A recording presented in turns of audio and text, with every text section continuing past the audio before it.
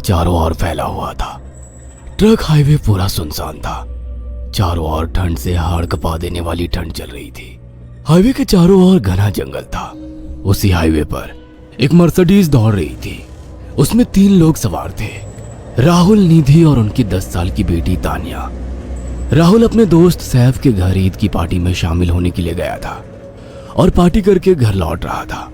निधि ने मुस्कुराकर ड्राइव करते हुए राहुल से कहा, कुछ भी कहो राहुल, आज तो ईद की पार्टी में मजा आ गया। हाँ, मेरा दोस्त बहुत ही बिंदास और हंसी मजाक करने वाला व्यक्ति है। मैंने देखा उसके घर पर शहर की एक से एक बड़ी हस्ती थी, मगर फिर भी वो उन सबको इग्नोर करके हमें इम्पोर्टेंस दे रहा था।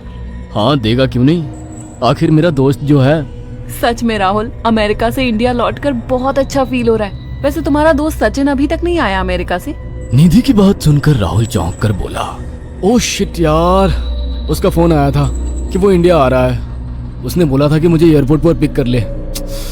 निधि बहुत नाराज होगा वो। कोई बात नहीं, उससे बोल देना कि तुम्हें बिल्कुल याद नहीं रहा, और फिर तुम्हें सैफ की इनवाइट की हुई ईद पार्टी में भी तो शामिल होना था। निधि ने इतना बोला ही था कि उसकी बेटी तानिया ने अपनी माँ की ओर देखकर कहा, मुझे भूख लगी है माँ, और प्यास भी।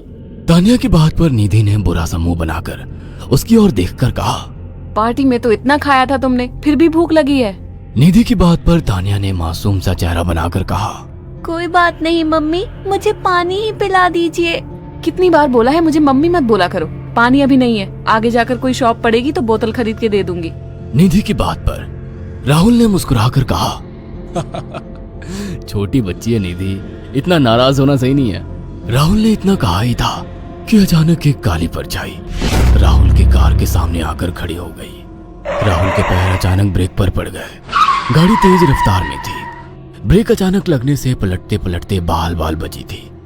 राहुल के चेहरे पर भयानक ठंडी में भी पसीने की बूंद टपकने लगी। वो दोनों कार से बाहर निकल आए।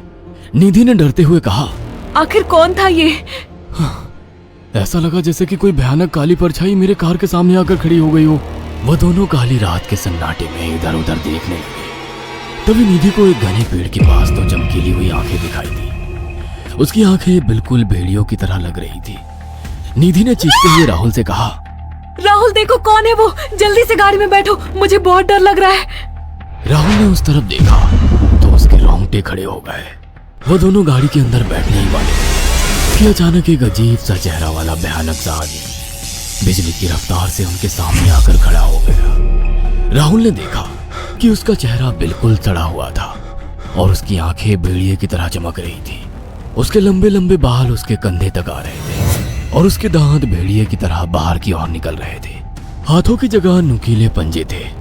राहुल को देखकर अजीब से अंदाज में हंसने लगा, मगर जैसे ही राहुल की नजर उसके कपड़ों पर गई, राहुल की आंखें फटी की फटी रह गई। वो हकलाते हुए बोला, भाईजान, भाईजान, मुझे माफ कर दो, मुझे छोड़ दो। राहुल ने इतना कहा ही था कि अचानक उस अजीब से दिखने वाले भयानक आदमी ने अपने पंजों से राहुल की गर्दन कसकर पकड़ ली और एक ही सेकंड में उखाड़ कर जमीन पर फेंक दी। राहुल के धड़ से लाल रंग का खून का फुहारा फूट पड़ा। इस भयानक मंजर को देखकर निधि के गले से एक जोरदार चीख निकल गई। निधि इससे पहले भागती कि अचानक उस भयानक दिखने वाले आदमी ने निधि को पकड़ लिया और अपने नुकीले पंजे उसके पेट में गड़ा दिए और उसकी अतड़ियां बाहर निकाल दी। निधि की एक दिल दहला देने वाली चीख सन्नाटे को चीर गई।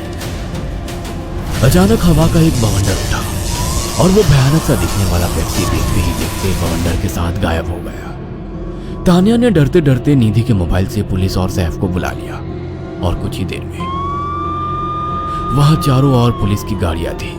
पुलिस ने राहुल के दोनों दोस्त सैफ और सचिन को वहीं बुला लिया। इंस्पेक्टर अर्जुन ने दोनों से कहा, मैंने ऐसी हत्याएं अपने करियर में कभी पहले नहीं देखी। ये काम तो ना किसी जानवर का लगता है, ना ही किसी इंसान का। सचिन कपकपाती हुई आवाज में बोला, आप कहना क्या चाहते हैं? कुछ कह नहीं सकता। जिस किसी ने भी इन दोनों को मारा है उससे एक बात तो साबित होती है कि वो इन दोनों से हद से ज्यादा नफरत करता था।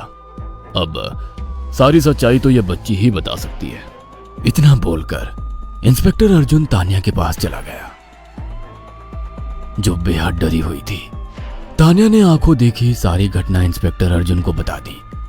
तानिया की बात सुनकर इंस्पेक्टर अर्जुन कंफ्यूज चेहरा लेकर मोबाइल पर किसी से बात करने लगे। सचिन इंस्पेक्टर के पास आ गया और सैफ भी डरता हुआ इंस्पेक्टर अर्जुन के पास आकर बोला, क्या हुआ इंस्पेक्टर?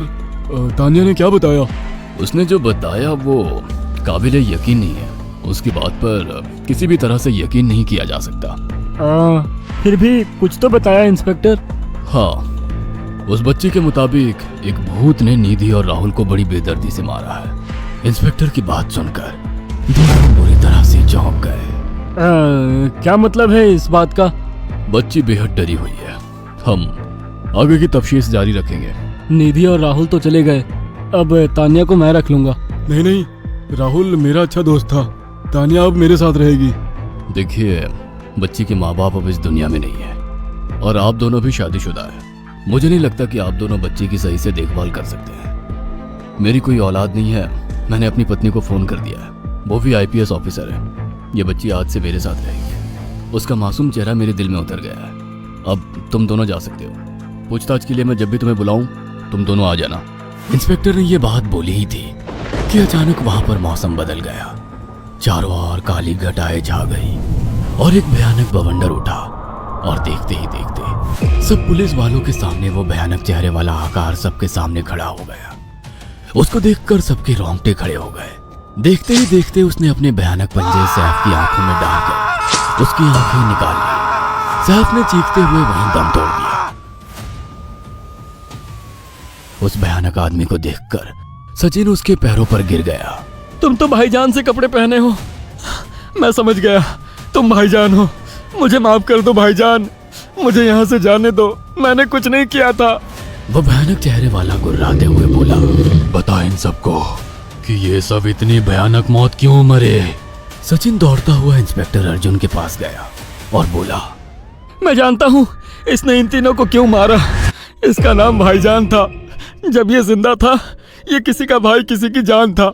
बहुत साल पहले ये हम सबका बहुत अच्छा गहरा दोस्त और बिजनेस पार्टनर था। ये सबकी बहुत मदद किया करता था। इसकी प्यारी सी बेटी थी तानिया, जो इस वक्त कार के अंदर बैठी हुई है। ये इसी की बेटी है।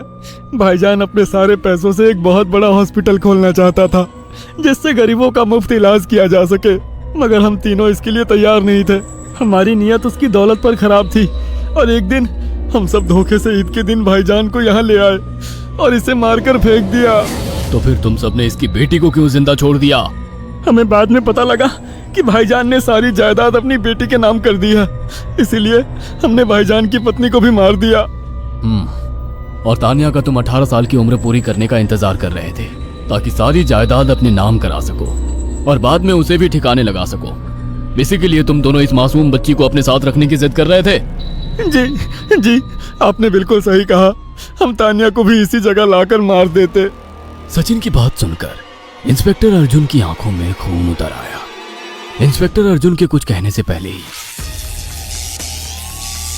भाईजान बिजली की रफ्तार से इंस्पेक्टर अर्जुन की आंखों के सामने से सचिन को पकड़कर ले गया और उसके शरीर के टुकड़े टुकड़े कर दिए और हवा में उठे एक तेज बवंडर के साथ गायब हो गया। सारी घटना इंस्पेक्टर अर्जुन की आंखों के सामने हुई थी। तानिया को इंस्पेक्टर अर्जुन और उसकी पत्नी ने अपनी बेटी की तरह